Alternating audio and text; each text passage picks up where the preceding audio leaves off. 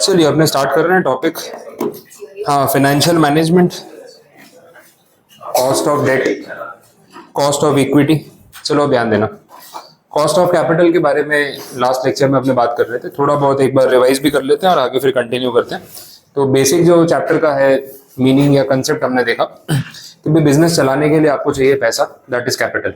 अब वो कैपिटल आप कहीं ना कहीं से तो रेज करोगे, या तो वो आपका खुद का पैसा भी हो अगर, तो उसकी भी एक अपॉर्चुनिटी कॉस्ट होती है कि ये पैसा मैं कहीं और लगाता तो भाई इतना तो कमा लेता, ऐसी सोच तो होती है। और अगर आपके पास खुद का पैसा नहीं है तो फिर आपको कहीं ना कहीं से तो फंड्स अरेंज करने पड़ेंगे। फंड्स अरेंज करोगे तो वो डेट के फॉर्म में करने हो तो एक ऑप्शन है, दूसरा ऑप्शन है कि आप इक्विटी या प्रेफरेंस शेयर्स के फॉर्म में भी फंड रेजिंग कर सकते हो, लेकिन वहां पे आपको अपने बिजनेस का ओनरशिप में एक स्टेक या हिस्सा किसी और को देना पड़ेगा। डेट वाले केस में ऐसा है कि आप उधार मांग रहे हो, पैसा रिटर्न कर दोगे, कोई ओनरशिप कॉम्प्रोमाइज नहीं होती। लेकिन किसी भी फॉर्म में अगर आप पैसा लेके आते हो तो it always comes with a cost, and that is the cost of capital, चाहे वो डेट के फॉर्म में हो या इक्विटी या प्रेफरेंस। तो हम देखते हैं कि अगर हमने डेट उठाया तो उसके लिए आपको इंटरेस्ट पे करना पड़ेगा, ब्याज लगेगा, दैट इज एन एक्सपेंस, और वो आपके प्रॉफिट में से ही जाने वाला है। दूसरा, अगर आपने इक्विटी या प्रेफरेंस किसी को दिया तो उसमें वो आपसे डिविडेंड एक्सपेक्ट करेगा। प्रेफरेंस वाले को फिक्स डिविडेंड चाहिए, इक्विटी वाला चलो वेरिएबल में मान जाता है, लेकिन मार्केट के हिसाब से चलना पड़ता है। अगर बाकी कॉम्पिटिटर पीयर कंपनीज कुछ पे कर रही है तो हमें भी कुछ ना कुछ तो मार्केट में रहने के लिए पे करना पड़ेगा, तो कहीं ना कहीं आपका कॉस्ट तो लगने ही वाला है। अब यही सारे जो एलिमेंट्स हैं, cost of debt, cost of equity, cost of preference, cost of retained earnings, ये सारी चीजों को हम पहले इंडिविजुअली समझ रहे हैं कि इसके अंदर क्या टेक्निकलिटीज है। फिर इन सबका एक एवरेज करेंगे, कंपनी की ओवरऑल कॉस्ट ऑफ कैपिटल, जिसमें कॉस्ट ऑफ डेट भी आएगा, इक्विटी भी आएगा, प्रेफरेंस भी आएगा। तो इंडिविजुअली जो हम देख रहे हैं, तो सबसे पहले हमने डेट वाला पोर्शन देखा, दैट इज केडी या कॉस्ट ऑफ डेट। तो उसमें मैंने आपको ये बताया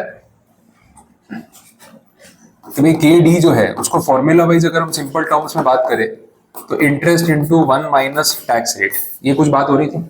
अभी interest into 1 minus tax rate exactly है क्या, और ये टैक्सेशन क्यों माइनस हो रहा है? तो मैंने आपको ये बताया कि कभी भी आप अगर पैसा उधार ले रहे हो बिजनेस में और उस पर इंटरेस्ट पे कर रहे हो तो that interest is tax deductible expense, इसमें आपके टैक्स की बचत होती है। तो वो एग्जांपल देख भी रहे थे कि भाई एक तरफ हमने 2 लाख रुपए का इंटरेस्ट पे किया और उसके सामने ना उसके ऊपर 30% टैक्स बचा लिया, दैट इज 60,000। तो नेट मेरा जो इंटरेस्ट जा रहा है वो कितना है, 1,40,000। और ये सारी कैलकुलेशन अपन ने लास्ट लेक्चर में देखी थी, वो EBIT माइनस इंटरेस्ट और टैक्स करके। तो बात इन शॉर्ट ये है कि जो इंटरेस्ट का आपका कॉस्ट है that is tax deductible expense, तो उससे आपकी टैक्स सेविंग होती है। और जो डिविडेंड वाला पार्ट है जो आगे हम देखेंगे, dividend is always paid after tax, profit after tax जो बचता है उसमें से हम एक हिस्सा डिविडेंड के फॉर्म में पे करते हैं, जो बात हम पिछले चैप्टर में डिविडेंड पॉलिसी में कर चुके हैं। तो उसमें कोई टैक्स सेविंग नहीं होता। तो this is a point of difference between interest and dividend, एक टैक्स सेवर है और दूसरा टैक्स सेवर नहीं है। तो यहाँ पे हम देख रहे थे कि अगर आपका इंटरेस्ट का रेट 10% पर एनम है और उसमें आपका 30% टैक्स रेट एप्लीकेबल होता है, तो effectively you are paying 7% only as interest cost, because 30% तो उस पर टैक्स सेव हो जाता है। इतना खर्चा दिखा के इतनी बचत होती है तो नेट तो इतना ही जा रहा है ना, ये बात हमने की थी। तो ये सारे पॉइंट्स अभी तक देखे कॉस्ट ऑफ डेट वाले पार्ट में। अब इसमें थोड़ा और डिटेल में जाएंगे, बाकी चीजें देख लेते हैं कि कैसे वर्क करेगी। थियरी में आप देखोगे मॉड्यूल में आपके, तो टॉपिक्स कुछ इस तरीके से दिए। हमने नेट प्रोसीड्स पे बात की थी, ध्यान में है? जितना पैसा मैंने उधार का रेज किया, पैसा उधार मांगने में तो खर्चा हुआ होगा, कुछ एडवर्टाइजमेंट, कुछ commission, brokerage, under writer, paper work, legal expense, वो सब हुआ होगा। वो सब माइनस करने के बाद उसको बोलते हैं फ्लोटेशन कॉस्ट। वो सारा खर्चा माइनस करने के बाद हाथ में जो बचा उसको बोलेंगे नेट प्रोसीड्स। ये सारे टर्म्स आज काम आएंगे।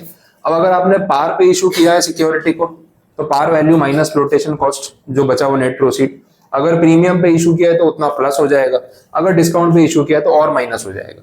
फ्लोटेशन कॉस्ट में क्या क्या आता है, ये सारी बातें हमने यहाँ पे की। अब आगे की चीज देख लेते हैं। डेट कैपिटल में इन्होंने कैटेगराइजेशन किया, irredeemable debt versus redeemable debt. Irredeemable थोड़ा सा फिक्टिशियस है, बिकॉज रियल लाइफ में इररिडीमेबल डेट नहीं हो सकता। किसी से उधार लोगे तो इस जन्म में वापस करोगे, नहीं करोगे। फिर वो विजय माल्या वाला अपना जो केस है वो अलग चीज है, ठीक है, वो करना था और जिसको चाहिए वही वापस नहीं मांग रहा, अलग केस हो गया वो। तो इररिडीमेबल डेट जैसा प्रैक्टिकली आपको कम देखने को मिलेगा, बट रिडीमेबल डेट जो है दैट इज वेरी कॉमन, क्योंकि एक पॉइंट आपको पैसा रिटर्न करना है। अच्छा, इसमें भी इन्होंने जो फॉर्मूलाज बनाए देख के बड़े खतरनाक लगते हैं लेकिन है सिंपल। उसमें भी एक फॉर्मूला बनाया विदाउट टैक्स इफेक्ट, टैक्स को इग्नोर किया। दूसरा फॉर्मूला बनाया विद टैक्स इफेक्ट। अब इन रियल लाइफ तो टैक्स इफेक्ट होता है, तो हम सबसे पहले रियलिस्टिक फॉर्मूला देखेंगे, बाकी बुक वाले सेकेंडरी रखेंगे। तो रिडीमेबल डेट में टैक्स के इफेक्ट के साथ हमें कैसे कैलकुलेशन करना है, ये एक फॉर्मूला है। और फॉर्मूला बड़ा अजीब सा है, देख के लगेगा पता नहीं याद होगा भी, इस साल याद हो जाएगा कि अगले साल तक वेट करना पड़ेगा, समझ नहीं आ रहा। लेकिन लॉजिक पे जाएंगे तो चीजें आपको समझ आएंगी। फॉर्मूला बहुत ही सिंपल है। अब ये सब कुछ मैं आपको समझाऊंगा कि क्या एग्जैक्टली टर्म्स यूज किए और क्यों किए। उसके बाद वो फॉर्मूला लर्न करने की भी नीड नहीं है वैसे, तो देख लेते हैं।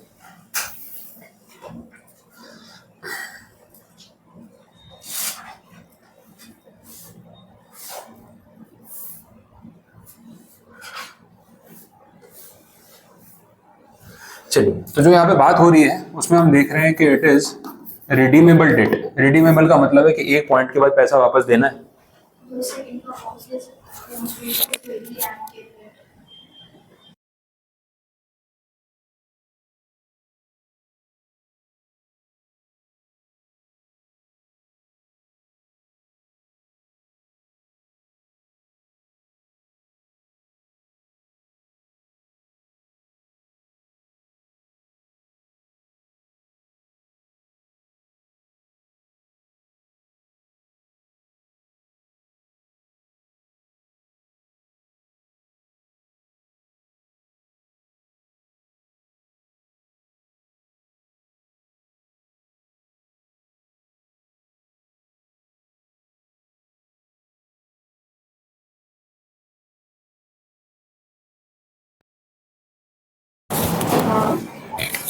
हाँ चलो कंटिन्यू करते हैं।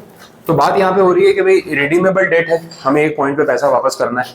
दूसरा टैक्स का इफेक्ट जो है वो भी हम यहाँ पे देखने वाले, तो ये सब चीजें होंगी।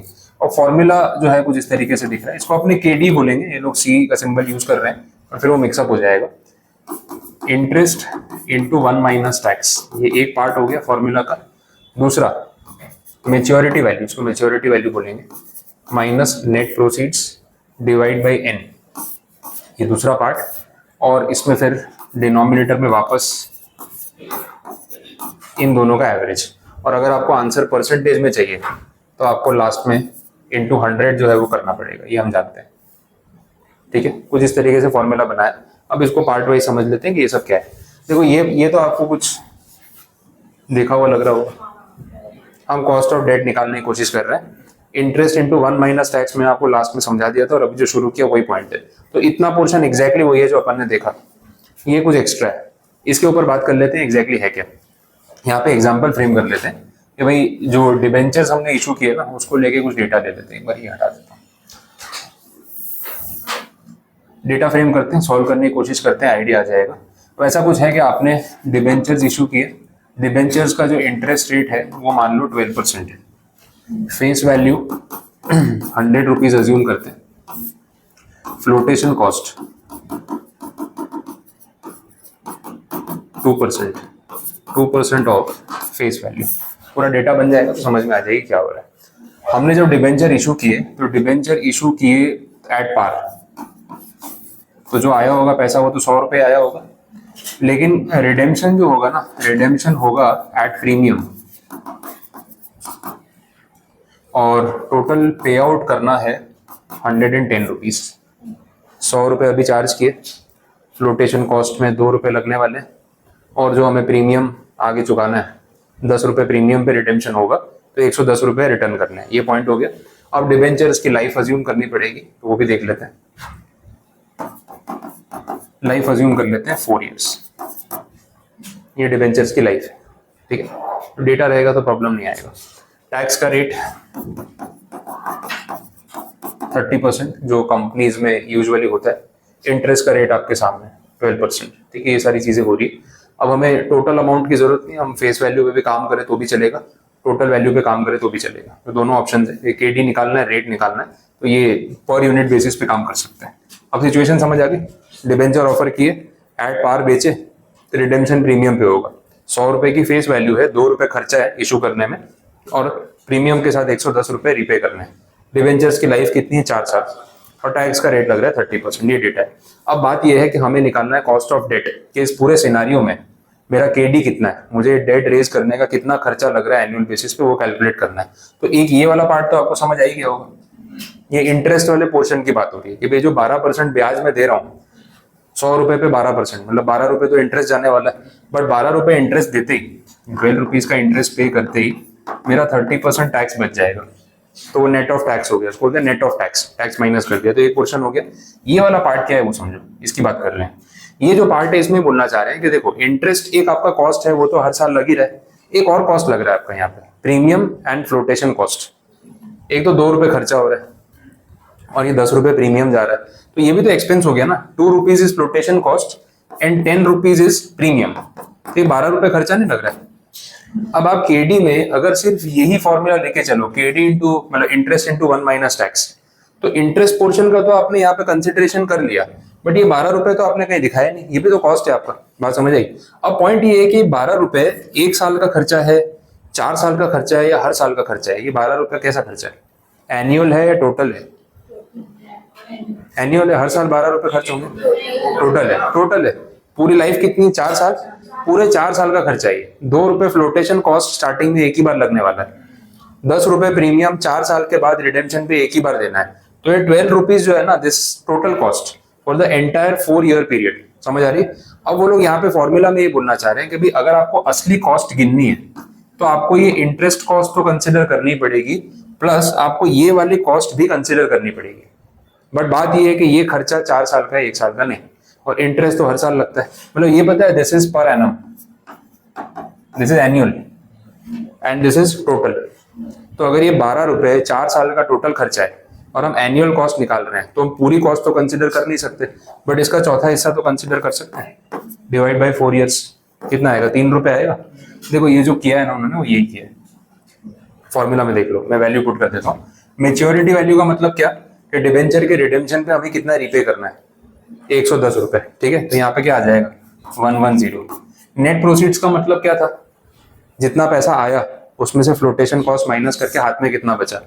इशू कितने पे किया था? पार पे 100 रुपए पे, उसमें से फ्लोटेशन कॉस्ट कितना गया? 2 रुपए। तो नेट प्रोसीड्स कितना आया?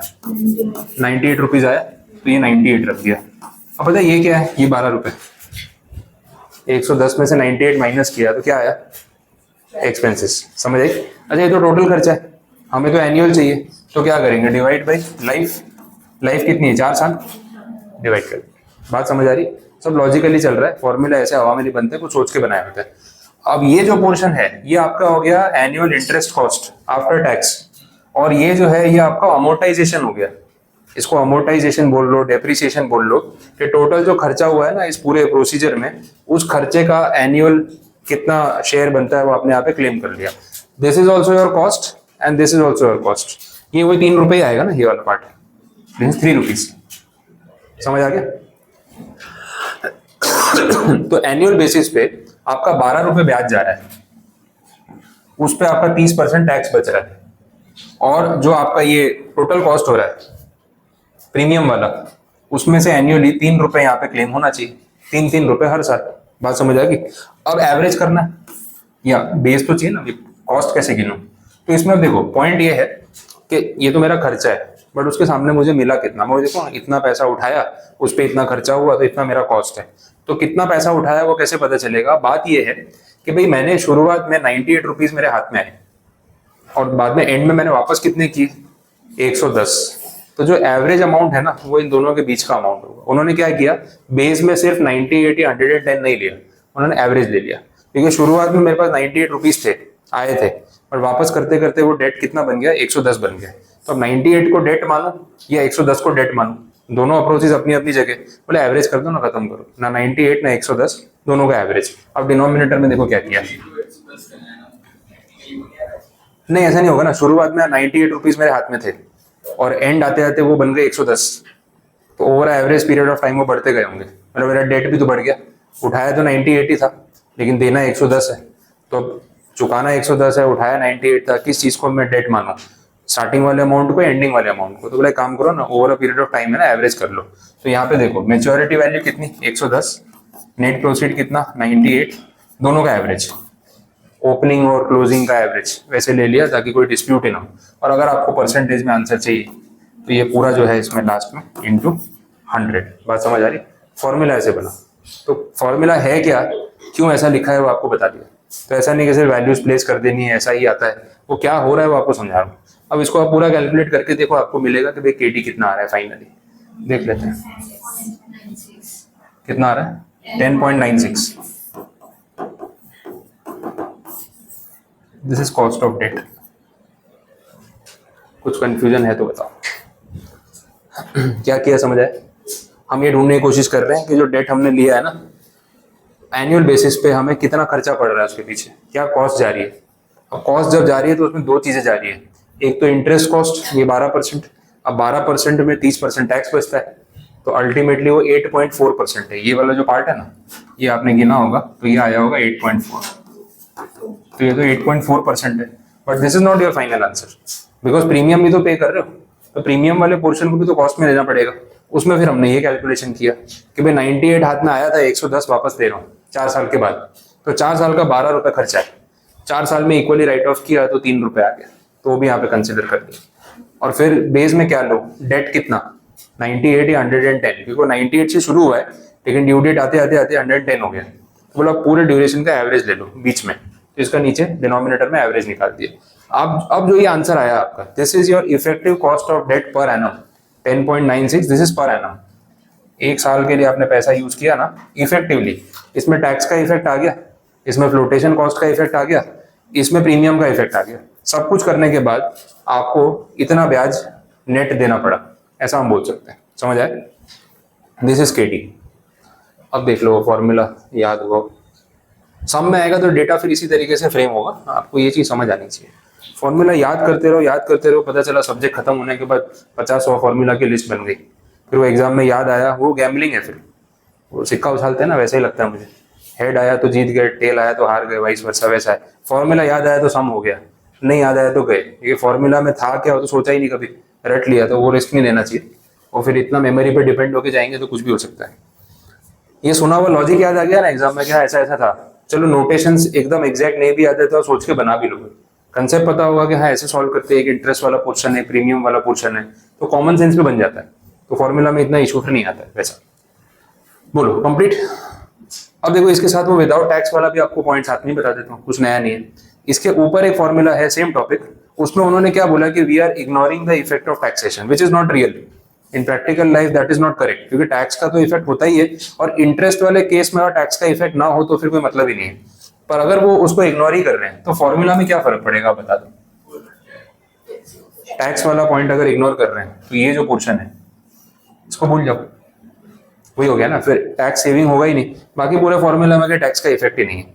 तो वो जो फॉर्मूला स्टार्टिंग में दिया है उसमें सिर्फ ये फैक्टर गायब है, बाकी फॉर्मूला सेम है। तो विद टैक्स विदाउट टैक्स अगर सम में कुछ स्पेसिफाई किया हो तो आपको ध्यान रखना है कौन सा फॉर्मूला यूज करना है। अब देखो एग्जाम है, रियल केस नहीं है, एग्जाम में वो जान पूछ के आपको पूछ रहे ignore the effect of taxation, आपको मान के है नहीं टैक्स तो लगता ही है, मैं तो ये यूज करूंगा। फिर गया सम, बोले सर ये तो एकदम ऐसे इम्प्रैक्टिकल एग्जाम ले रहे हैं, रियल। अरे भाई क्वेश्चन में सीधा पूछ रहे हैं टैक्स के इफेक्ट को इग्नोर करो, जब बोला है तो फिर ये यूज मत करना, ये वाला पोर्शन हटा देना, क्योंकि बुक में वो फॉर्मूला है वैसा। ठीक है, तो ये दो फॉर्मूला तो आपके हो गए, with tax and without tax.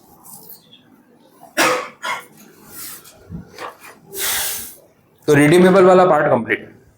दूसरा पार्ट है इररिडीमेबल। इररिडीमेबल का मतलब लाइफ टाइम तक ये चलता रहेगा। अब लाइफ टाइम वाला तो फिर वही परपेचुअल हो गया ना, तो अपने डिविडेंड वाले में फॉर्मूला में नीचे डिवाइड बाई के ई, 1 प्लस कुछ नहीं करते, क्योंकि n नंबर ऑफ ईयर्स तक जाएगा तो 1 प्लस के ई रेज टू n नहीं आएगा काम, फिर सीधा डिवाइड बाई के ई होता है। यहाँ पे भी कुछ वैसे ही है।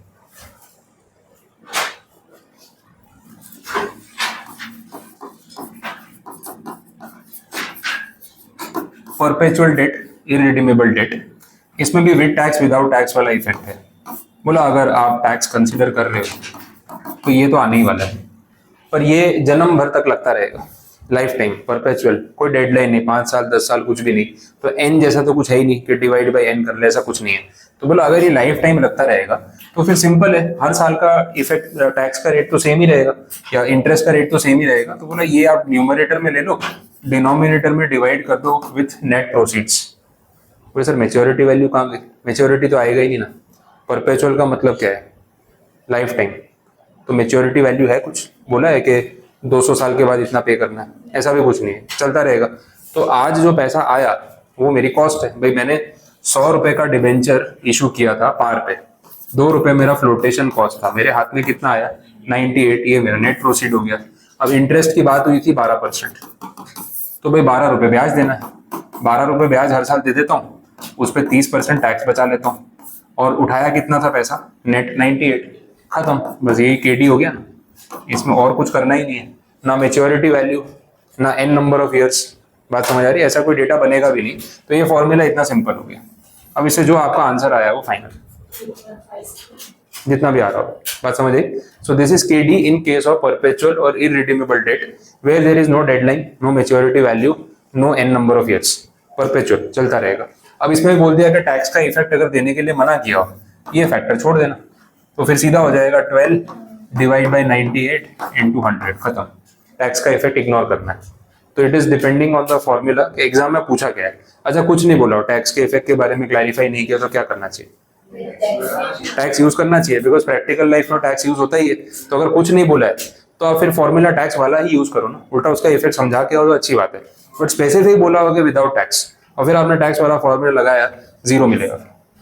मार्क्स आइडियली तो मिलने भी नहीं चाहिए, बोले इतना मैं सॉल्व करके आया, अरे जो मांगा है वो सॉल्व भी नहीं किया आपने, आजू बाजू कुछ भी लिखो, क्या फायदा उसका, तो उसके मार्क्स नहीं मिलते वैसा। तो ये सारे पॉइंट्स हो गए आपके। तो अल्टीमेटली अगर आप इसको ऐसे डिवाइड करो ना, तो डेट को ऐसे 2 कैटेगरी में बांट सकते हैं। पहले तो परपेचुअल वाला या रिडीमेबल पहले ले लेते हैं, रिडीमेबल एंड परपेचुअल। इसमें भी एक विथ टैक्स और दूसरा विदाउट टैक्स, यहाँ पे भी सेम, विथ टैक्स और विदाउट टैक्स। तो 4 केस हो गए। अब रिडीमेबल वाले में वही जो एमवी और एनपी वाला फॉर्मूला देखा वो, और यहाँ पे तो डायरेक्ट हो गया आपका आई इंटू 1 माइनस टैक्स और अपॉन एनपी। तो ये विदाउट टैक्स विद टैक्स वाला ये फॉर्मूला, यहाँ पे होगा सीधा आई बाई एनपी, 100 तो सब में मल्टीप्लाई होना ही है। ये अगर विद टैक्स है तो हमने देखा कि इंटरेस्ट इंटू 1 माइनस टैक्स, ये आपका कॉस्ट, और डिवाइड बाई एवरेज डेट, ये हो गया। और ये अगर विदाउट टैक्स है तो फिर ये क्वेश्चन नहीं आएगा, उतना फर्क है बस। तो ये 4 फॉर्मूला आपके बन गए, टैक्स के साथ, टैक्स के बिना, रिडीमेबल, इररिडीमेबल। देख लो सब कुछ आपके मॉड्यूल में लिखा हुआ है, सारे फॉर्मूला दिए हुए हैं, नोटेशंस में सेम ही यूज कर रहा हूँ, तो कंफ्यूजन नहीं होगा। बस कॉस्ट के लिए सी यूज करते नहीं है, वैसे नॉर्मली हर बुक में के डी और के ई होता है, बट इन्होंने यहाँ पे सी कर रखा है, तो मैं वैसे नहीं चल रहा हूँ फिर, ये फिर बाकी चैप्टर्स में सब कंफ्यूजन होगा।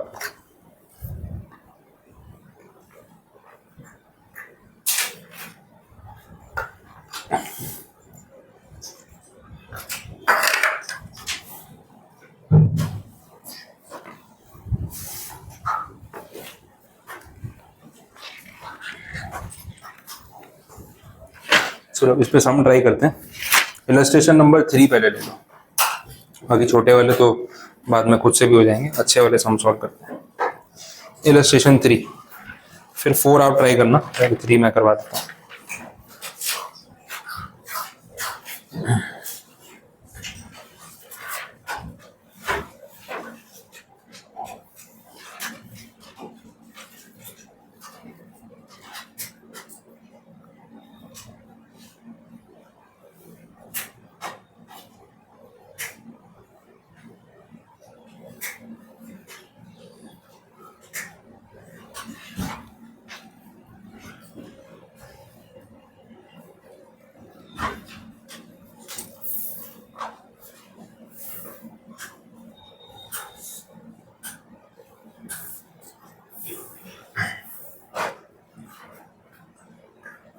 देख लो डेटा आपके सामने है।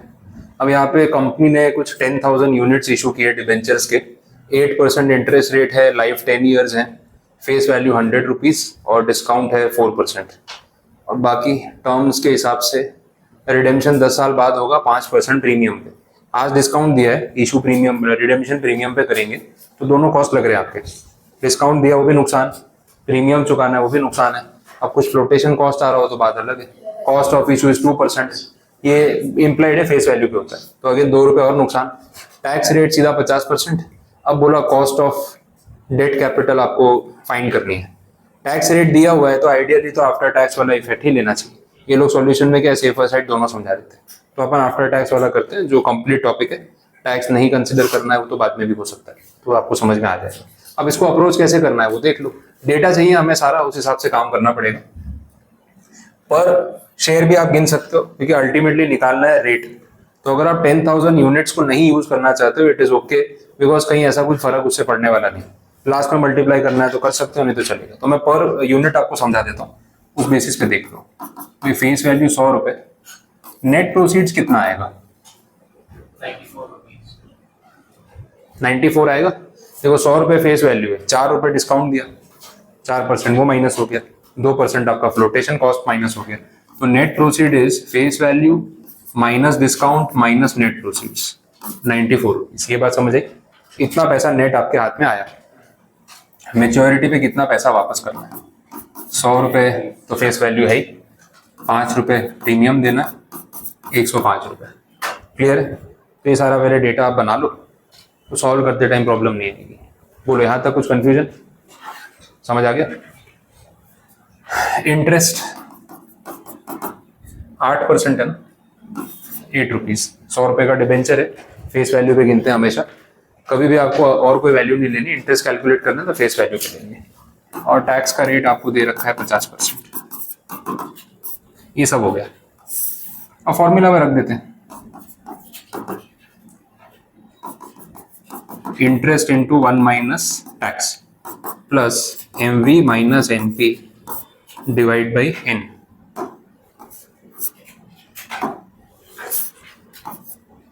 कॉस्ट राइट ऑफ करना था, डिवाइड बाई N।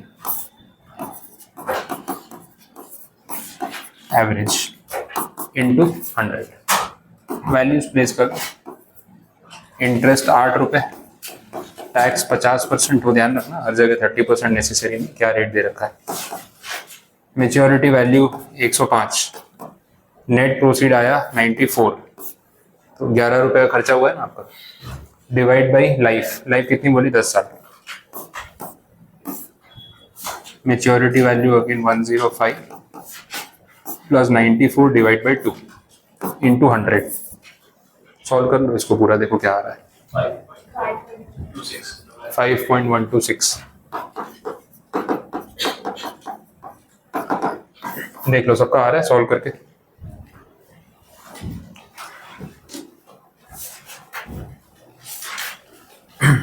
सारे टॉपिक्स बहुत कंसेप्चुअल है, आपको ऐसा प्रॉब्लम नहीं आएगा। थोड़ा सोचना पड़ता है, तो सोचने में परेशानी नहीं है तो फिर इशू नहीं।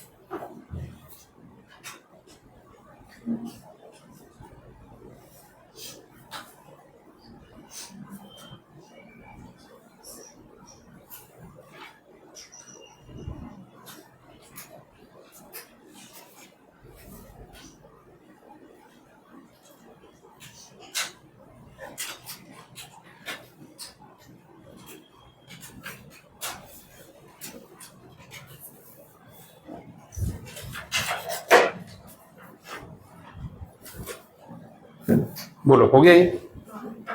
अब यही अगर वो बिफोर टैक्स करना होता तो हो जाता। बिफोर टैक्स में ये जो पोर्शन है ये गायब हो जाएगा, ये गायब हो जाएगा। तो ये जो आपका 8 इंटू 0.5 करके 4 हो गया होगा, उसके बदले वो 8 रहेगा। उससे जो आंसर में फर्क आएगा वो आएगा। डेफिनेटली आंसर में मेजर डिफरेंस आने वाला है, बट ठीक है, दो अलग अलग मेथड्स में दो अलग अलग वैल्यूज हो सकती है। Done, complete. अप्रोच कैसे करना है समझ आया। अब यही अगर आपको पूरी वैल्यू पे दिखाना हो तो आपको कुछ नहीं करना है। ये सारे जो नंबर्स है ना आपके, इंटरेस्ट का कॉस्ट हो गया, नेट प्रोसीड है, मेच्योरिटी वैल्यू है, इन सबको ना 10,000 से मल्टीप्लाई करना है। उनके सॉल्यूशन में वही दिखेगा। देखो ये रहा, ये 80,000 इंटरेस्ट वाला पार्ट हो गया। देखो ये सारे फिगर्स जो है ना 10,000 से मल्टीप्लाई करके लिख दिए। आंसर तो एट द एंड सेम ही आएगा ना, परसेंट निकाल रहे हैं तो फिर कैसे फर्क पड़ेगा। तो आप एक डिबेंचर पे गिनोगे तो भी आंसर सेम आएगा, 10,000 डिबेंचर पे गिनोगे तो भी सेम आएगा, क्योंकि 10,000 डिबेंचर्स पे इंटरेस्ट सबको देना पड़ेगा ना।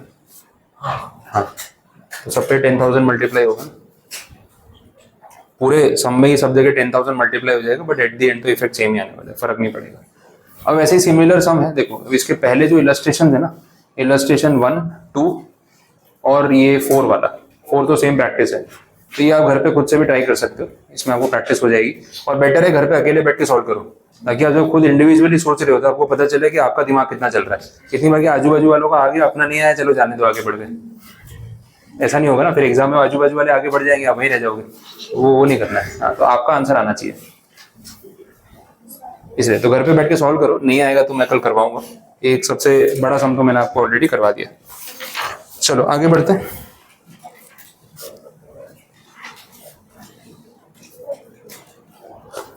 नेक्स्ट है कॉस्ट ऑफ प्रेफरेंस शेयर वाला पार्ट। ये तो बहुत ही सिंपल हो गया, क्योंकि कॉस्ट ऑफ प्रेफरेंस शेयर में इतना मतलब कॉम्प्लिकेटेड कैलकुलेशन आने ही नहीं वाला है।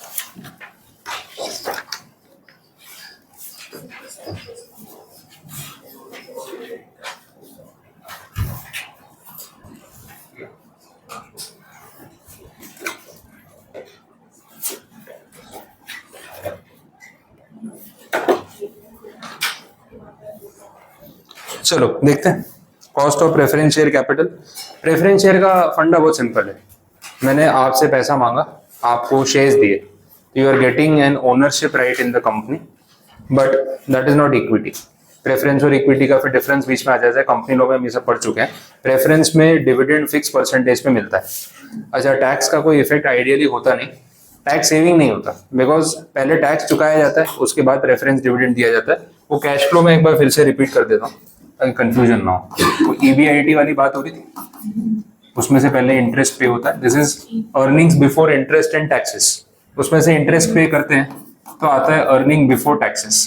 अब टैक्स तो यहीं पे हो जाता है, तो बचेगा क्या? Profit after tax.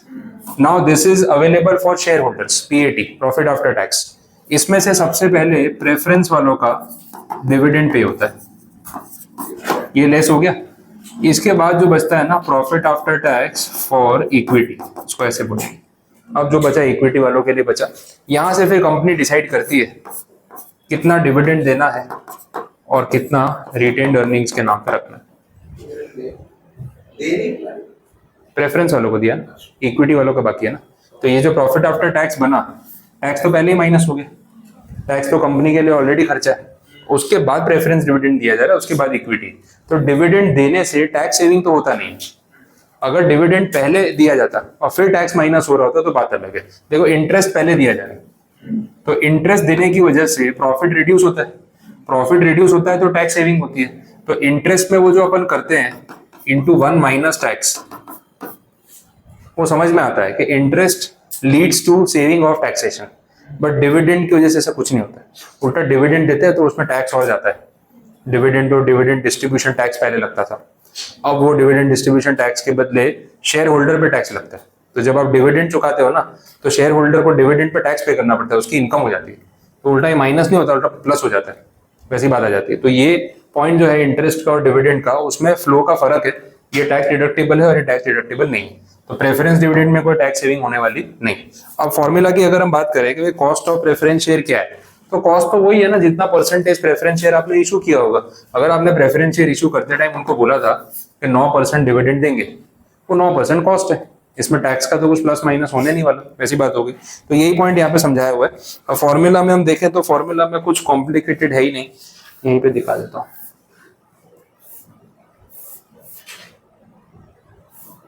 ये फॉर्मूला में अगेन उन्होंने कैटेगराइजेशन किया, देखो इररिडीमेबल वर्सेस रिडीमेबल। अब प्रेफरेंसेस इररिडीमेबल होते हैं या रिडीमेबल होते हैं? लाइफ टाइम के लिए तो होते नहीं। इक्विटी जो है वो इररिडीमेबल हो सकती है लाइफ टाइम, बट प्रेफरेंस में भी तो 30 साल की मैक्सिमम लिमिट आई जाती है। तो even preference shares are redeemable at one point of time. तो इररिडीमेबल वाला पार्ट है ना, बुक्स में अच्छा लगेगा, सिर्फ फॉर्मूला में, रियल लाइफ में नहीं। फॉर्मूला वाइज बात करें, अगर इररिडीमेबल ही बोल रहे हैं तो सेम फॉर्मूला जो अभी अपन ने डेट में देखा वो I/NP इंटू 100, वही तो हो गया। आई के बदले यहाँ क्या आ जाएगा, प्रेफरेंस डिविडेंड। समझ आ रहा है? देखो same formula, preference dividend divide by NP into 100, जो अभी आपने इंटरेस्ट वाले केस में देखा। कोई फर्क नहीं, सिर्फ नाम का फर्क, समझे? सेम हो गया।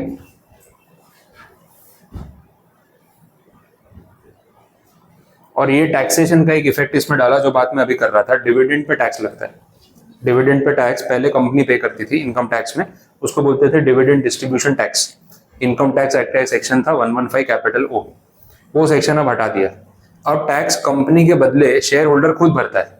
बट पॉइंट ये है कि डिविडेंड डिक्लेयर होते ही किसी ना किसी पे टैक्स तो लगता है, कंपनी भरे या शेयर होल्डर भरे, टैक्स तो जाता है। तो उल्टा उसमें का कॉस्ट बढ़ जाता है, किसी का तो खर्चा लग ही रहा है ना। तो देखो फॉर्मूला में उसका इंपैक्ट दिखेगा। केडी में क्या होता था, इंटरेस्ट इंटू 1 माइनस टैक्स। यहाँ पे क्या हो रहा है, preference dividend into 1 plus tax. बोले सर प्लस क्यों हुआ? डिविडेंड भी कंपनी के लिए कॉस्ट है और टैक्स भी कंपनी के लिए कॉस्ट है, खर्चा और बढ़ गया।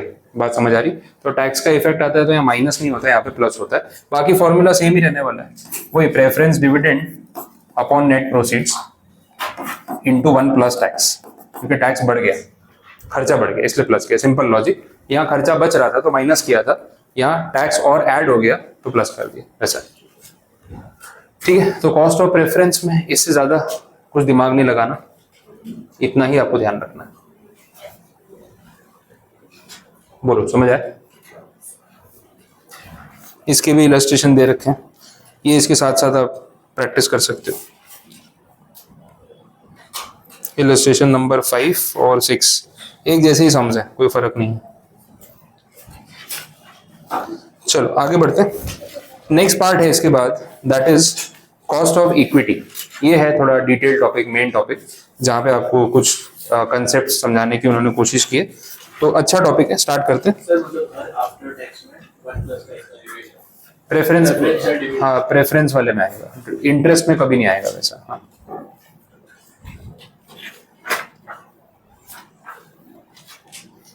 उसमें ऐसा बोला होगा सम में आपको कि भाई corporate dividend tax is paid, dividend tax पे हुआ है, अगर ऐसा बोला तो ही लेना है। लेकिन नॉर्मली अपने सम्स में टैक्स का कोई इफेक्ट नहीं देते। प्रेफरेंस डिविडेंड का तो सेम ही रेट रहता है, जो रेट पे आपने उनको चुकाया वही कॉस्ट है। बट अगर आपको क्वेश्चन में एडिशनली ये बोला हो कि भाई डिविडेंड टैक्सेबल है और उस पर टैक्स लग रहा है, तो ये 1 प्लस टैक्स करना, नहीं तो मत करना, नहीं तो direct preference dividend by NP, बात खत्म, वैसा है। ये तो इरिडीमेबल वाला हो गया ना, क्योंकि अपन देख रहे हैं प्रेफरेंस डिविडेंड बाय NP। अगर रिडीमेबल हो तो फॉर्मूला में कुछ फर्क पड़ेगा? रिडीमेबल होगा ना तो फॉर्मूला वही सेम रहेगा जो अभी पीछे डेट में भी देख रहे थे। देखो मैं उसको प्रेफरेंस के हिसाब से बता देता हूँ, कॉस्ट ऑफ प्रेफरेंस। अभी अपन ने ना डेट वाले केस में फॉर्मूला देखा, interest plus MV minus NP whole divided by N, MV plus NP whole divided by 2, ये देखा। बट ये इंटरेस्ट था and this is without the effect of tax. Preference में अगर हम टैक्स का इफेक्ट इग्नोर कर रहे हैं और प्रेफरेंस शेयर्स रिडीमेबल है, तो प्रेफरेंस शेयर्स की लाइफ भी डिफाइंड होगी। इसमें फॉर्मूला यही रहने वाला है, सिर्फ ये फैक्टर का नाम चेंज हो जाएगा। इसको इंटरेस्ट नहीं बोलेंगे, इसको बोलेंगे प्रेफरेंस डिविडेंड, खत्म। लॉजिक समझ आ गया? तो फॉर्मूला सेम ही है। यहाँ पे प्रेफरेंस शेयर्स है, प्रेफरेंस शेयर्स की जो लाइफ है वो डिफाइंड है, फिक्स है कि भाई इतने साल के लिए प्रेफरेंस शेयर हमने इशू किए, और टैक्स का इफेक्ट इग्नोर करना है। अगर टैक्स का इफेक्ट इग्नोर करना है तो यहाँ पे कुछ नहीं आएगा। इंटरेस्ट कॉस्ट के बदले क्या नाम देंगे उसको, प्रेफरेंस डिविडेंड। बाकी तो सब सेम ही रहेगा, क्योंकि इसमें भी कुछ नेट प्रोसीड आया होगा, इसमें मैच्योरिटी पे कुछ पे करना होगा, इसमें भी प्रेफरेंस की कुछ लाइफ होगी, वैसा होगा। फिर इसमें बोल दिया कॉर्पोरेट टैक्स पे किया है, तो क्या फर्क पड़ेगा? ये वाला जो फैक्टर है इसमें आपको टैक्स का इफेक्ट देना पड़ेगा, और माइनस नहीं होगा प्लस होगा, क्योंकि कॉस्ट है। सेविंग्स नहीं, इंटरेस्ट में से सेविंग माइनस हो रही थी, यहाँ डिविडेंड पे एक्स्ट्रा टैक्स लग रहा है, तो डिविडेंड तो कंपनी के लिए खर्चा है ही, कॉर्पोरेट टैक्स और एडिशनल खर्चा है। जैसे ही डिविडेंड बांटते हैं सरकार भी आ जाती है हमें टैक्स दो, तो एक तरफ डिविडेंड दिया दूसरी तरफ टैक्स दिया, तो कंपनी का तो खर्चा बढ़ गया ना, तो कॉस्ट कम थोड़ी ना, कम उसको बढ़ा दिया, तो इसलिए यहाँ पे क्या कर रहे हैं, उसको प्लस कर रहे हैं। तो फॉर्मूला का लॉजिक अपने आप समझ में आ जाएगा, लर्निंग वाला पार्ट कम हो जाएगा। क्लियर, अब समझ आया?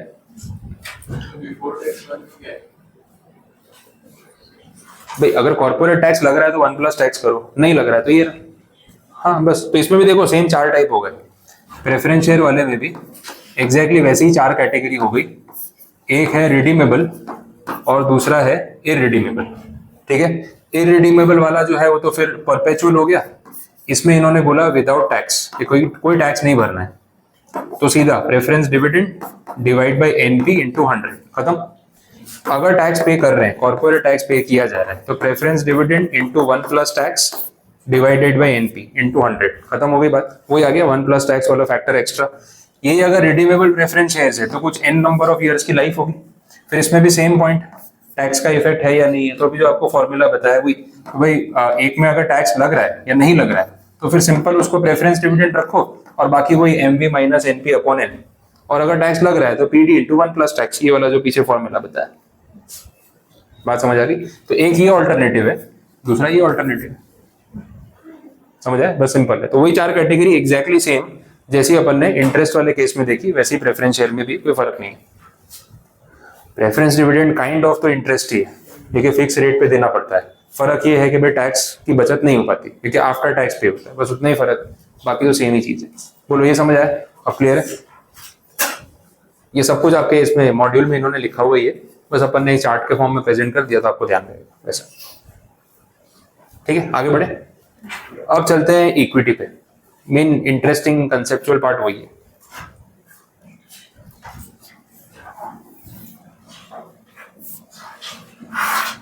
इसके बाद दे रखा है cost of equity share capital, इसको टेक्निकली अपन नाम देंगे केई। अब देखो इक्विटी वाले में बात यह है कि इसमें बहुत सारे अलग अलग अप्रोचेस है, it is not a single topic. Interest और प्रेफरेंस में ना एक दो टॉपिक थे, with tax without tax, redeemable irredeemable, part खत्म हो गया। कॉस्ट ऑफ इक्विटी गिनने के अप्रोचेस बहुत अलग अलग हैं कि इन्वेस्टर किस तरीके से असेसमेंट करता है, उसकी एक्सपेक्टेशंस क्या है वो देखा जाता है। तो इसके लिए जो पहला टॉपिक है, एक एक करके आगे बढ़ेंगे, सब कुछ साथ में नहीं होगा। पहला जो टॉपिक है ना उसका नाम है CAPM मॉडल, इसको बोलते हैं कैपिटल असेट प्राइसिंग मॉडल। अगर इसमें फुल फॉर्म दिया हो तो टिक कर लो, नहीं दिया है तो लिख लो। Capital asset pricing model, CAPM approach.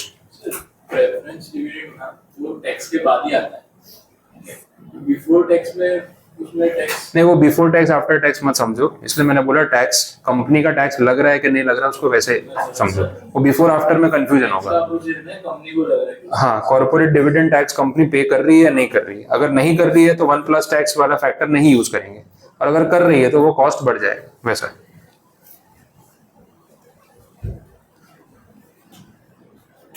ठीक है, अब देखें CAPM मॉडल मतलब कैपिटल असेट प्राइसिंग मॉडल, बहुत इंटरेस्टिंग और अच्छे से ड्राफ्ट किया हुआ मॉडल है। कैलकुलेशन समझते हैं कि ये चीज कैसे सोचना, कैसे सोचने वाला पार्ट है। CAPM मॉडल को अगर फॉर्मूला के फॉर्म में लिखूं तो कुछ प्रेजेंटेशन ऐसे रहेगा, KE RF plus beta times RM minus RF, ये है फॉर्मूला। अगेन फॉर्मूला में कोई टेंशन नहीं, अभी एट द एंड आपको लगेगा बहुत सिंपल है। एक्चुअली मैं हर फॉर्मूला में आपको लॉजिक दे रहा हूँ, याद नहीं करना है। देखो CAPM मॉडल में जो फॉर्मूला बनाया, अल्टीमेटली हम फाइंड आउट क्या कर रहे हैं, KE मतलब cost of equity. Cost of equity को सिंपल भाषा में बोलूं, मैंने पहले ही बोला था, इन्वेस्टर्स के लालच का पैरामीटर है। एक इक्विटी शेयर होल्डर कितना लालची हो सकता है वो आपको यहाँ से पता चलेगा, एंड दैट इज KE मतलब उसकी एक्सपेक्टेशन कि मैं आपकी कंपनी की सिक्योरिटीज में पैसा लगा रहा हूँ इक्विटी में, तो what return will you provide, at least कितना रिटर्न आप मुझे प्रोवाइड करोगे जो मेरी एक्सपेक्टेशन है आपकी कंपनी से, that is called KE। Simple terms में ऐसा रखता है। अब ये जो नोटेशंस है ये सब क्या सजेस्ट करते हैं वो समझो। RF जो है इसको बोलते हैं risk free return, risk free return या रिस्क फ्री रेट बोल लो, this is risk free return RF। ठीक है, फिर जो RM है ये है मार्केट रेट, मार्केट रेट मतलब मार्केट से कितना रिटर्न मिलता है वो। बीटा ये एक फैक्टर है, इसको हम रिस्क फैक्टर बोल सकते हैं, यह है रिस्क फैक्टर, ठीक है। ये सब टर्म्स है। अब एक इन्वेस्टर की मिनिमम एक्सपेक्टेशन कैसे काउंट होगी? एक्सपेक्टेशन तो भाई आपकी कितनी भी हाई हो सकती है, और जितनी हाई एक्सपेक्टेशन उतना लास्ट में आपको बुरा लगेगा। एक्सपेक्टेशन हर्ट्स, तो the higher the expectation the more hurtful it will be, वो तो इम्प्लाइड सी बात है। तो यहाँ पे बोला है कि एक इन्वेस्टर की एक्सपेक्टेशन रैशनल भी तो होनी चाहिए, फिर अनरियलिस्टिक एक्सपेक्टेशन बाद में परेशान करती है, तो उतनी अनरियलिस्टिक आप एक्सपेक्टेशन रखोगे तो चलेगा नहीं। तो बोला कैलकुलेट करने के लिए मॉडल डिफाइन किया गया which is called CAPM model. RF का मतलब क्या? Risk free return. Risk free return को आप ऐसे समझो, आप एज एन इन्वेस्टर सोचो ना, तो आपको बात अपने आप समझ आएगी। सपोज मेरी कंपनी है, मैं आपको इक्विटी ऑफर कर रहा हूँ, मेरी कंपनी के शेयर खरीद लो। बोले सर कितना एवरेज रिटर्न निकलेगा? तो मैंने बोला यार कम से कम 5-5.5% तो निकलेगा ही निकलेगा, 6% निकलेगा मैक्सिमम। आप शेयर खरीदोगे 6% रिटर्न के लिए? बोले सर 6% रिटर्न, इतना तो FD में मिल जाता है। आप तुरंत काउंटर करोगे, बोले सर FD वाले 8% दे रहे हैं, तो मैं FD ना करा लूँ? एक तो इक्विटी में रिस्क है, और उसमें आप बोल रहे हो 6% रिटर्न दोगे, तो क्यों मैं इन्वेस्ट करूंगा? रिस्क फ्री रिटर्न उसको बोलते हैं जो बिना रिस्क लिए जनरेट हो सकता है। Fix deposit, government bond, government security, अगर 8% गवर्नमेंट सिक्योरिटीज ऑफर कर रही है, तो आप मेरी इक्विटी में पैसा लगा के रिस्क क्यों लोगे अगर उससे कम रिटर्न मिल रहा है? तो minimum what you will expect is at least equal to the risk free return. इतना तो चाहिए ही चाहिए, कुछ भी हो जाए 8% से नीचे तो आप मानोगे नहीं। तो रिस्क फ्री रिटर्न जो है दैट इज गवर्नमेंट बॉन्ड्स या FD का रिटर्न, जो कहीं से भी किसी को बिना रिस्क लिए मिल जाएगा। दूसरा, अगर मैं आपको बोलूं चलो एक काम करो, एग्जैक्ट 8% रिटर्न मैं भी दूंगा, आप अग्री करोगे? थोड़ा ज्यादा चाहिए ना, उसके बराबर ही तो फायदा क्या है? रिस्क और रिवॉर्ड, अगर हम रिस्क ले रहे हैं तो हायर रिटर्न की प्रोबेबिलिटी तो होनी चाहिए, ठीक है। तो अब कितना थोड़ा मतलब कितना ज्यादा, वो भी तो एक पॉइंट है। फिर आप कंपेयर करोगे, बोले सर देखो FD में तो कोई रिस्क है नहीं, गवर्नमेंट बॉन्ड में तो कोई रिस्क है नहीं, वहां तो 8% सरकार दे ही रही है। आपकी कंपनी में इक्विटी में पैसा लगा रहे हैं तो रिस्क है ना। आप बोल रहे हो 9% देंगे, 10% देंगे। अगर हम आपकी कंपनी के अलावा और कोई रिस्की जगह पे पैसा लगाते, मार्केट में पैसा किसी को ब्याज पे दे दे, तो भी 8% से ज्यादा मिलेगा। तो मैंने पूछा भाई मार्केट में कितना रिटर्न चलता है? आपने बोला सर मार्केट में ना कम से कम 12% ब्याज मिलता है। किसी को पैसा उधार दे दो ना, चलो FD मत लगाओ, सेफ सिक्योरिटी नहीं, मॉडरेट रिस्क, तो भी 12% रिटर्न तो मिलता है। आप तो सिर्फ 8-9% बोल रहे हो। मैं बोला चलो 12% दिया, अब बात ठीक है, अब चलेगा, अब इन्वेस्ट कर दोगे? अभी भी आप बार्गेन करोगे, सर 12 तो बाहर भी मिल रहा है, कुछ तो एक्स्ट्रा मिलना चाहिए। बात तो घूम फिर के वहीं आएगी। अब वो एक्स्ट्रा आप क्यों मांग रहे हो? Because equity is way riskier than any other investment. FD और बॉन्ड तो पूरा ही सेफ है। मार्केट में अगर किसी को पैसा उधार देते हो, जहां कुछ वो गिरवी रख रहा है, कोलैटरल रख रहा है, तो भी आपका पैसा तो निकल आएगा एट द एंड बेच के। तो 12% में भी रिस्क फैक्टर कम है, इक्विटी में रिस्क ज्यादा है। तो आप वो रिस्क का मुझसे कुछ तो प्रीमियम मांगोगे ना, कि हम रिस्क ले रहे हैं तो कुछ तो प्रीमियम दो। That risk factor is called beta. कि भाई मार्केट में जो रिस्क चल रहा है, मार्केट में जो बाकी सिक्योरिटीज है, उसके कंपैरिजन में मेरी कंपनी कितनी ज्यादा रिस्की है, तो इसको एक फैक्टर देना पड़ेगा। 5% ज्यादा रिस्की है, 10% ज्यादा रिस्की है, 20% ज्यादा रिस्की है। चलो फैक्टर डिसाइड किया कि भाई बीटा फैक्टर मान लेते हैं 1.1। ना व्हाट इज 1.1? 1.1 का मतलब ये है कि मार्केट अगर 1% रिस्की है तो मेरी सिक्योरिटी 1.1% रिस्की है, 10% एक्स्ट्रा। या मार्केट अगर 1% गिरता है तो मेरा शेयर कितना गिरेगा? 1.1% गिरेगा। मार्केट 10% गिरेगा, मेरा शेयर 11% गिरेगा। That is the risk factor. ऐसा होता है स्टॉक मार्केट में, कभी देखा है आपने? मार्केट आज 2% डाउन है, आपका शेयर 10% डाउन है, रिस्की नहीं है बहुत ज्यादा? मार्केट 2%, पूरा सेंसेक्स 2% डाउन है, आपका शेयर भी 2% डाउन है, तो इसका मतलब क्या है? मार्केट के साथ चल रहा है। जितना पूरा मार्केट गिरेगा ना, मेरा शेयर उतना ही गिरेगा, सेफ है। भाई सभी गिरे ना 2%, मैं भी गिरा, समझ आ रहा है? सब बड़े 5%, मैं भी बड़ा 5%, सेफ है ना। मार्केट बड़ा 3%, आपका शेयर पड़ गया 20%, बड़ा अच्छा शेयर है। फिर मार्केट गिरा 3%, आपका शेयर गिरा 20%, अब खराब है ना, अब टेंशन हो रही है ना। इसको बोलते हैं वोलेटिलिटी। मार्केट का और आपके शेयर का कोरिलेशन नहीं है। मार्केट 2% डाउन क्या होता है, आपका शेयर तो 10-12% गिर जाता है, रिस्क फैक्टर है। तो ऐसे शेयर से इन्वेस्टर ज्यादा एक्सपेक्टेशन रखेगा कि भाई जब कमा के दे तो ज्यादा देना। अब सोचो ऐसा शेयर है, मार्केट 2% गिरता है, शेयर 15% गिरता है, मार्केट 3% बढ़ता है, शेयर 3% बढ़ता है, बोलो चलेगा? बोले जब गिरता है, जिस स्पीड से गिरता है, उस स्पीड से बढ़ना भी तो चाहिए, तो हम रिस्क किस बात का ले रहे हैं, फालतू शेयर है, तो फिर बात समझ आ रही है। तो वही बात यहाँ पे हो रही है। तो जो बीटा है ना, वो एक मैग्नीफायर है, फैक्टर है कि मार्केट में जितना रिस्क है मेरे शेयर में इससे 10% रिस्क ज्यादा है, 1 के सामने 1.1, समझ आया। तो प्रीमियम भी तो फिर आप उतना ही मांगोगे ना, वैसा है, इसलिए ये फैक्टर यहाँ पे मल्टीप्लाई किया। अब मैं ये फॉर्मूला पे वापस आता हूँ, ये सब थियरी तो मैंने लिखी थी। अब देखो क्या है, के ई मिनिमम एक्सपेक्टेशन 8%, कुछ भी करके चाहिए। दूसरा वो ब्रैकेट में लिखा था हमने R M minus R F, वो R M minus R F और कुछ नहीं है, प्रीमियम है। एफडी का रेट कितना था 8%, मार्केट से आप कितना कमा रहे थे 12%, तो आपको एफडी के ऊपर एक्स्ट्रा कितना मिल रहा था 4%, आपको मिल रहा था मार्केट से 12, तो 8 तो एफडी देती है, प्लस 4 और मिल रहा था। लेकिन आप 8 + 4 12 से खुश हो मेरी कंपनी में आके, यू वांट समथिंग एक्स्ट्रा, तो आपने बोला कि इसको और मैग्नीफाई करो, ठीक है। आपकी कंपनी मार्केट से 10% ज्यादा रिस्की है, तो फैक्टर आ गया 1.1। अब ये जब मल्टीप्लाई करोगे, दिस विल बी 4.4 और दिस विल बी 8, टोटल कितना हो गया 12.4। This is your minimum expectation from my company. अब अगर मैं 12.5 ऑफर करूंगा, यू विल बी इन, ले लो पैसे। मैं 13 ऑफर करूंगा, यू विल अग्री, लेकिन मैं 12.1 ऑफर करूंगा, यू विल नॉट एग्री, समझ आए। तो मिनिमम एज एन इन्वेस्टर आपकी एक्सपेक्टेशन मेरी कंपनी से, ये सब डेटा देखते हुए 12.4% की है। उससे ऊपर कुछ भी रिटर्न निकला, यू आर हैप्पी, बट उससे कम निकला तो आपको लगेगा मेरा लॉस हुआ, मुझे इतना रिटर्न नहीं मिला। अब मान लो मैं आपको 11.9 ऑफर करूं, तो बात फिर फंस गई ना, सर 12 तो मार्केट से मिल रहा है, वही तो बोल रहे बार बार, नहीं लगाना। मतलब भाई 12.1 फिर भी नहीं लगाना है, क्योंकि ये फिर कवर नहीं हो रहा है, समझ आई। तो बीटा होता क्या है, it is a parameter, it is a risk factor. तो आपकी कंपनी का शेयर जितना वॉलेटाइल होता है, बीटा फैक्टर उतना हाई होता है। अब जैसे रिलायंस जैसी कंपनी, अच्छा मैं आपको बताऊं, लोग जब पोर्टफोलियो में शेयर्स में पैसा लगाते हैं ना, तो ये एनालिसिस करते हैं। भाई देखो ऐसा है, मैं इन्वेस्टर हूँ, ठीक है, मेरे पास ना अलग अलग शेयर्स हैं, रिलायंस है, जोमेटो है, टीसीएस है, टीवीएस मोटर्स है, आईटीसी है, अलग अलग शेयर्स हैं। तो ये सबका रिस्क अलग अलग होगा ना। मार्केट जब गिरता है तो सब लोग बराबर थोड़ी गिरते होंगे, प्लस माइनस होता होगा। तो मेरे पास इसके अलग अलग क्वांटिटी में शेयर्स है, और हर कंपनी का अपना एक बीटा होता है ना, मार्केट से उसका कोरिलेशन। ये बात समझ आ रही। तो मैं ये कोशिश करूंगा कि मेरे पोर्टफोलियो का पूरा बीटा, इस पूरे पोर्टफोलियो का जो मेरा बीटा होगा ना, बीटा ऑफ द पोर्टफोलियो, ये नियर टू 1 हो।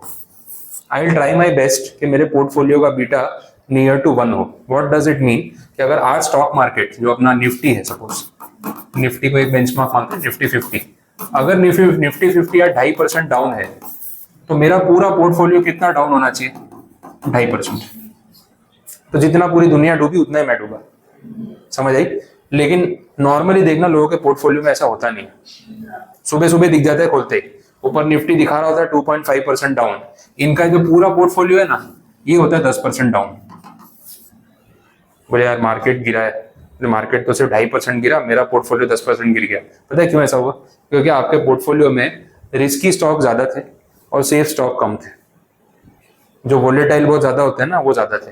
तो थोड़ा मार्केट इधर उधर होता है ना, इन्वेस्टर भागते हैं कि ये शेयर तो वैसे एज पे चल रहा है, इसको फटाफट बेचो। तो जितना सेलिंग होता है उतना गिरता है, तो मार्केट थोड़ा सा हिलता है, आपका पोर्टफोलियो पूरा हिल जाता है। तो this is not a good sign. आपने बास्केट अच्छा नहीं बनाया, क्योंकि सेफ सिक्योरिटीज रखी नहीं, सारी रिस्की रख ली। तो हो क्या रहा है ना, ये वेरिएशन है। ये गैप जितना कम होगा उतना आपका पोर्टफोलियो स्टेबल। अच्छा म्यूचुअल फंड में देखना, जब आप म्यूचुअल फंड में पैसे लगाते हो, आपका म्यूचुअल फंड उतना नहीं टम्बल होता। अगर मार्केट 2.5% गिरता है ना, म्यूचुअल फंड 1.5% गिरता है। वहां बीटा इज लेस देन 1, क्योंकि वहां पे एक पोर्टफोलियो मैनेजर है जिसने स्टॉक पिक करते टाइम ये वॉलेटिलिटी का ध्यान रखा है कि भाई मुझे मेजोरिटी पैसा इन्वेस्टर का उन कंपनीज में लगाना है जो एकदम से हिलती नहीं है जब मार्केट ऊपर नीचे होता है। तभी म्यूचुअल फंड इतनी जल्दी डिप नहीं होता, लेकिन आपका पोर्टफोलियो डिप हो जाता है बिकॉज आपने ये एवरेज पैरालिसिस, मतलब जो एनालिसिस है बीटा और ये सबका, वो नहीं करते हो। लेकिन एक पोर्टफोलियो मैनेजर करता है, सबका पैसा लेके बैठा है, रिजल्ट भी तो देना है। आप सोचो आपका म्यूचुअल फंड में अगर ये रेशियो आएगा, क्या हालत होगी आपकी? बोले यार म्यूचुअल फंड सही है, काय का सही है, तो ब्लड प्रेशर बढ़ा देता है। 10% नीचे, ब्लड प्रेशर 10% ऊपर, टेंशन हो जाती है, नहीं लगाने पैसे। बट वहाँ ऐसा होता है, लोग बोलते हैं नहीं नहीं मार्केट इतना हिलता है तो आपके पोर्टफोलियो में प्रॉब्लम नहीं आती है, म्यूचुअल फंड एकदम से डाउन नहीं होता। क्यों नहीं होता? बिकॉज वो लोग ना जो बीटा रखते हैं ना, वो बीटा लेस देन 1 रखते हैं, लेस देन 1। ठीक है, हर सिक्योरिटी का बीटा थोड़ी ना 1 से ऊपर होता है। कोई सिक्योरिटी, सरकारी कितनी सिक्योरिटीज होती है, मार्केट में कुछ भी हो जाए वो इधर की इधर है। LIC, SBI, इनको इतना इफेक्ट नहीं होता, तो वो सिक्योरिटीज का वेटेज ज्यादा कर दोगे तो आपको ओवरऑल बीटा लेस देन 1 हो जाएगा। तो म्यूचुअल फंड ऐसे काम करते हैं, बात समझ आई। तो ये CAPM मॉडल की जो हम बात कर रहे हैं वो एग्जैक्टली कैसे वर्क कर रहा है वो आपको आइडिया देगा। RF प्लस बीटा टाइम्स, मैं इसको ऐसे भी लिख सकता हूँ, रिस्क प्रीमियम, ऐसे शॉर्ट में लिख सकते हैं। और ये रिस्क प्रीमियम है क्या, this is RM minus RF। तो ये आपका वो 8% FD, रिस्क प्रीमियम मतलब आपका 4% जो मार्केट वाला मिल रहा था वो, और इनटू बीटा, ये करके आपका KE आ गया। This is KE as per CAPM model. अब आगे इस चैप्टर में, इस टॉपिक में जो फ्लो चलेगा उसमें ऐसा, जैसे ये एक अप्रोच था जिसपे कैसे सोचना है आपको बताया, वैसे हर अप्रोच में सोचने का तरीका या पैरामीटर चेंज होगा और उसके बेसिस पे KE भी चेंज होगा। सो this is one of the methods. अब आया समझ में, क्लियर? देख लो,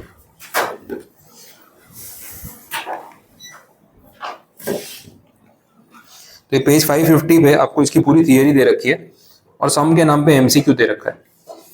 इलस्ट्रेशन 7 आप देखो, कुछ है ही नहीं उसके अंदर। अब ये लॉजिक समझ आ गया तो KE कैसे गिनना है CAPM में आपको रटना नहीं पड़ेगा भाई, पता है कि हाँ भाई इतना रिस्क फ्री होता है प्लस प्रीमियम होता है, प्रीमियम को बीटा टाइम्स मल्टीप्लाई करते हैं ताकि और एक्स्ट्रा रिटर्न में मांग सकूं। देखो 12% में आपने अग्री नहीं किया था तो सिर्फ RM मिल जाएगा तो भी नहीं चलेगा, कुछ तो एक्स्ट्रा चाहिए। तो वो जो मार्केट में आपको जो एक्स्ट्रा मिल रहा है 8 के बदले 12, 4%, वो 4% को भी आप थोड़ा मल्टीप्लाई करोगे कि इसमें मुझे और एक्स्ट्रा चाहिए, और किससे मल्टीप्लाई करोगे, बीटा से। That is the risk factor. अच्छा, बीटा कैलकुलेट करना नहीं होता है, बीटा आपको सम में हमेशा दिया होगा, क्योंकि बीटा कैसे गिनना है उसका फॉर्मूला हमारे पास नहीं है, वो तो मार्केट का पूरा एवरेज है ना, कि कोई कंपनी कितनी रिस्की है वो हम कैसे गिन सकते हैं। तो आपको सम में बीटा हमेशा दिया होगा and that is somewhere 1 point something, उतना ही होगा। 1 बीटा होने का मतलब है कि आपका शेयर और मार्केट एकदम को रिलेटेड है। मार्केट जितना बढ़ेगा शेयर उतना बढ़ेगा, मार्केट जितना गिरेगा शेयर उतना गिरेगा। बीटा अगर 1 से ज्यादा है तो your share is riskier as compared to the index. अगर बीटा 1 से कम है तो your share is safer as compared to the index. तो अगर निफ्टी 2% गिरेगा, आपका शेयर 2% से कम गिरेगा, that is beta less than 1। आइए बात समझ में, ठीक है। तो ये रिस्क फैक्टर्स होते हैं और कुछ नहीं। तो CAPM मॉडल जो है वो आपका यहाँ पे कवर अप हो गया। बोलो कुछ नहीं समझ आया हो तो, क्लियर ही समझ आया, ठीक है। सम अभी इसमें तो यहाँ को डिटेल में दिया नहीं, अपने क्रैकर के सम्स करेंगे ना, वहीं आपको थोड़ा बहुत अच्छे क्वेश्चंस मिलेंगे। यहाँ इलस्ट्रेशंस में इन्होंने एकदम MCQ जैसे क्वेश्चन रख दिए, बेसिक। ऐसा क्वेश्चन एग्जाम में नहीं आएगा, ठीक है। इलस्ट्रेशन 7 जो दे रखा है, ऐसा क्वेश्चन एग्जाम में आने वाला नहीं, तो इसके भरोसे जाओगे तो फिर वहाँ पता ही नहीं चलेगा क्या हो रहा है। नेक्स्ट देख लेते हैं, अगला वाला टॉपिक है वो भी छोटा सा ही है, that is the dividend yield method. Yield का मतलब क्या होता है, कितना रिटर्न जनरेट हुआ, that is called dividend yield. Yield word का ही मतलब वो है कि आपने लगाया कितना और मिला कितना, that is called yield, simple terms में। अब डिविडेंड यील्ड में फॉर्मूला देख लो क्या है, बहुत ही simple formula, dividend per share divide by market price into 100। कुछ भी नहीं था, मतलब इसमें कुछ है ही नहीं ऐसा जो कॉम्प्लिकेटेड हो, बड़ा सिंपल हो गया। डिविडेंड यील्ड,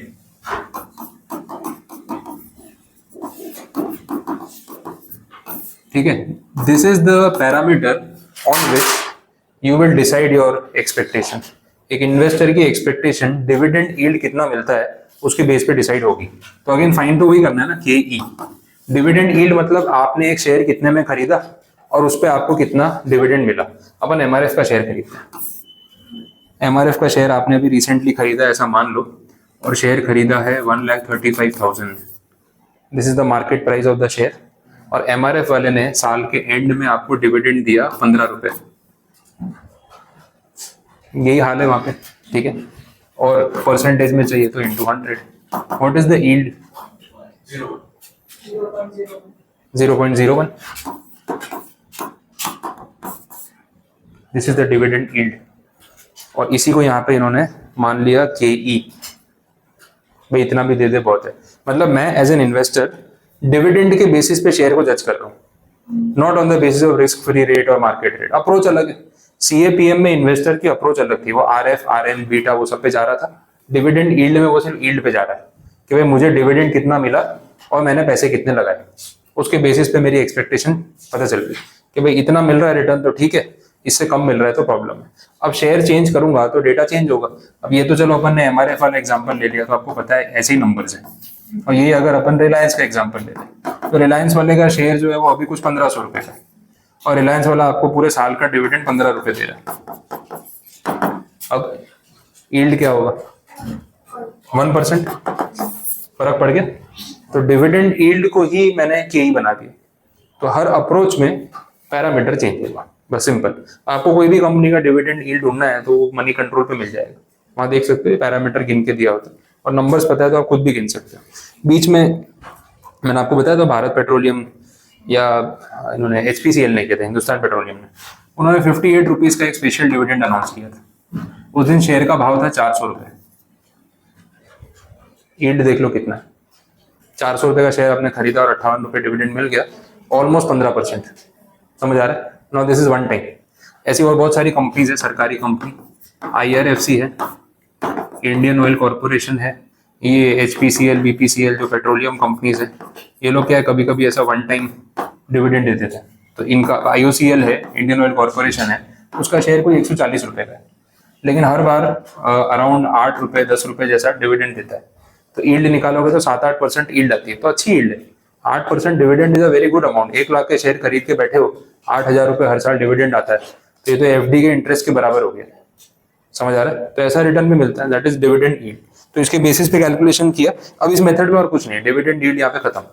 एक फॉर्मूला था, अप्रोच था, और कुछ भी नहीं था। देखो वैसे ही नेक्स्ट अप्रोच थर्ड वाला same, earnings yield method.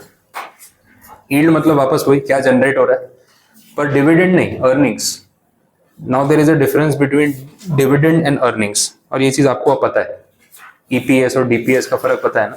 Company ने जितना कमाया है आपके लिए after paying everyone, that is earning per share, but उसमें से जितना रिटेन कर लिया वो एक हिस्सा, और जितना बांट दिया वो दूसरा हिस्सा, उसको क्या बोलेंगे, डिविडेंड। तो डिविडेंड अलग अप्रोच था, अर्निंग अलग अप्रोच है। फॉर्मूला में क्या चेंज आएगा, या डिविडेंड था उसके बदले अर्निंग आ जाएगी, बस उतना फर्क रहेगा, बाकी फॉर्मूला सेम है। देख लो अर्निंग यील्ड मेथड में वही लिखा है। तो वहां पे इन्वेस्टर जो एक्सपेक्टेशन रख रहा है ना, वो अर्निंग्स के बेसिस पे रख रहा है, पिछले वाले में डिविडेंड के बेसिस पे रख रहा था, ये फर्क है। बोलो यहां तक कुछ कंफ्यूजन क्लियर है? पूरा पॉइंट बस। तो इतनी मेथड्स आज रखते हैं, बाकी चीजें जो है वो अपने कल देखेंगे।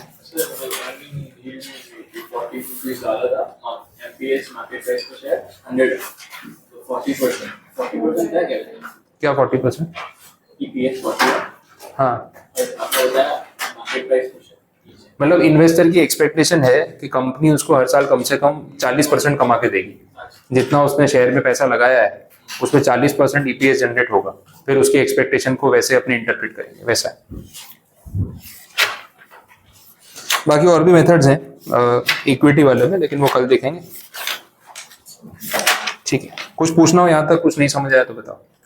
क्लियर सारे पॉइंट्स?